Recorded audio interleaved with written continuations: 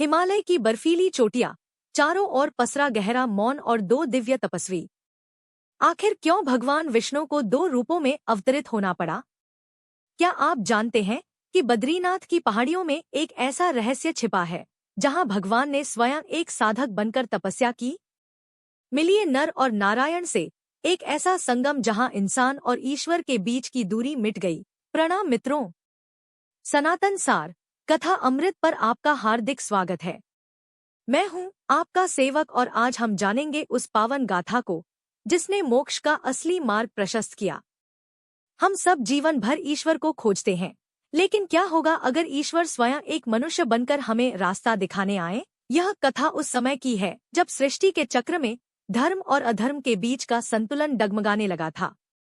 ब्रह्मांड के पालनहार भगवान विष्णु ने अनुभव किया कि केवल चमत्कार ही पर्याप्त नहीं है, बल्कि मानवता को यह सिखाने की आवश्यकता है कि एक साधारण जीव कैसे उच्चतम आध्यात्मिक शिखर तक पहुंच सकता है।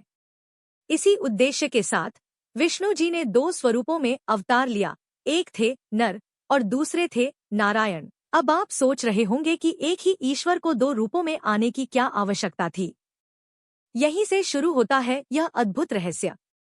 नर का अर्थ है वह मानवीय प्रयास, वह साधना और वह जीव जो निरंतर संघर्ष कर रहा है।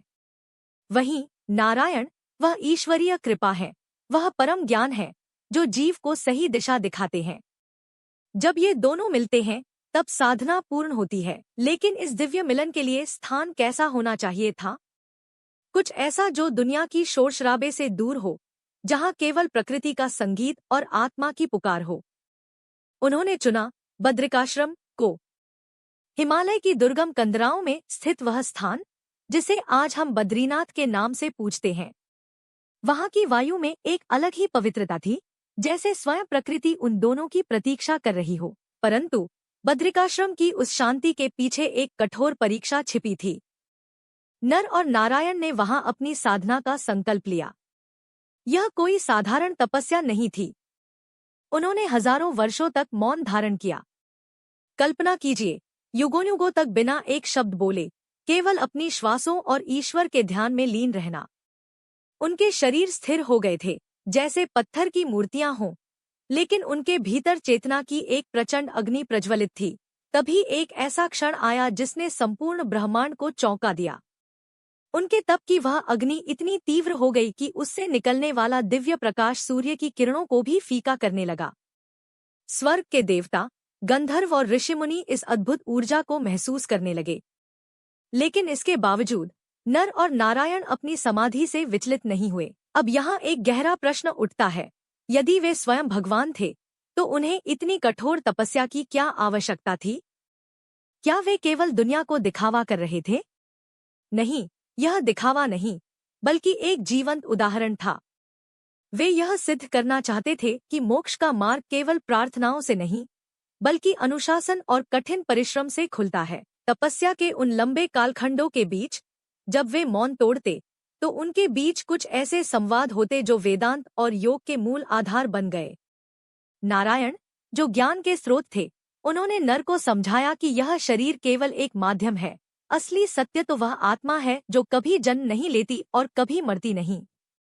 उन्होंने बताया कि कैसे इंद्रियों की गुलामी को छोड़कर एक साधक अपनी आत्मा का परमात्मा से मिलन करा सकता है। लेकिन तभी एक ऐसी चुनौती सामने आई जिसने उनकी इस साधना को एक नई दिशा दी।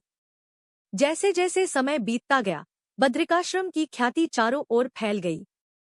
दूर दूर से ऋषि और जिज्ञासु उनके पास आने लगे।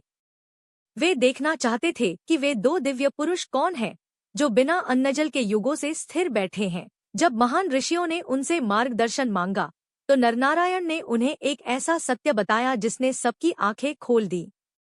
उन्होंने कहा कि मनुष्य और ईश्वर अलग नहीं है।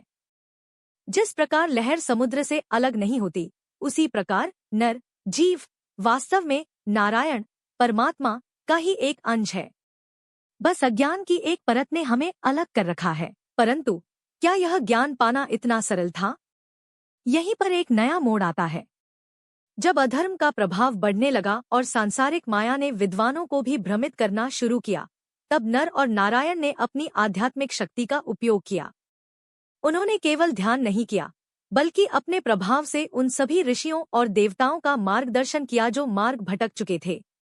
उन्होंने सिखाया कि कर्म और ज्ञान का संतुलन ही जीवन का वास्तविक सार है। सोचिए, यदि नर के बिना नारायण की लीला होती तो हम यह कैसे समझते कि एक मानव के लिए ईश्वर बनना संभव है। और यदि नारायण के बिना नर की साधना होती तो वह केवल एक अंधा प्रयास बनकर रह जाता। यह पूरकता ही इस कथा का सबसे बड़ा रहस्य है। समय बीतता गया और बद्रिकाश्रम की वह भूमि एक दिव्य तीर्थ बन गई। मान्यता है कि आज भी बद्रीनाथ धाम में भगवान विष्णु उसी स्वरूप में विराजमान है, जो हमें निरंतर याद दिलाते हैं कि तपस्या और भक्ति का मार्ग ही मोक्ष का एकमात्र द्वार है। लेकिन यहाँ एक और विस्मयकारी तथ्य है। कुछ प्राचीन ग्रंथों में नर को संपूर्ण मानव जाति का आदि पुरुष माना गया है। इसका अर्थ यह है कि हम सबके भीतर जो आध्यात्मिक जिज्ञासा है, जो ईश्वर को पाने की तड़प है, वह वास्तव में भगवान नर के उसी आदिरूप की गूंज है। योग शास्त्र में उन्हें आदि योगी कहा गया है। उन्होंने ध्यान की उस उच्चतम अवस्था को सिद्ध किया जहां समय और स्थान का अस्तित्व समाप्त हो जाता है। उन्होंने सिखाया कि जब मन पूरी तरह शून्य हो जाता है तभी उसमें परमात्मा का वास होता है।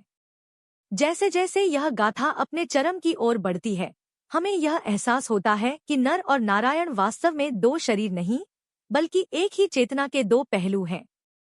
एक तरफ वह भक्त है जो पुकार रहा है और दूसरी तरफ वह भगवान है जो पुकार सुनकर दौड़ चला आता है।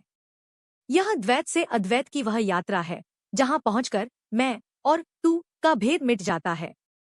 अंततः बद्रिकाश्रम की उन बर्फीली चोटियों पर, जहां हवाएं आज भी उनके मंत्रों को दोहराती हैं, नर और नारायण ने यह संदेश छोड़ दिया कि अनुशासन, निस्वार्थ भक्ति और अटूट संकल्प से कोई भी जीव परमात्मा में विलीन हो सकता है। हिमालय की वह पावन भूमि, वह दिव्य मौन और दो स्वरूपों का वह अद्भुत मिलन।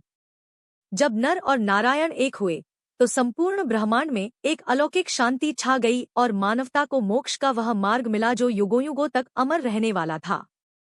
अगर यह कथा आपके मन को छू गई हो तो सनातन सार कथा अमृत को सब्सक्राइब करें।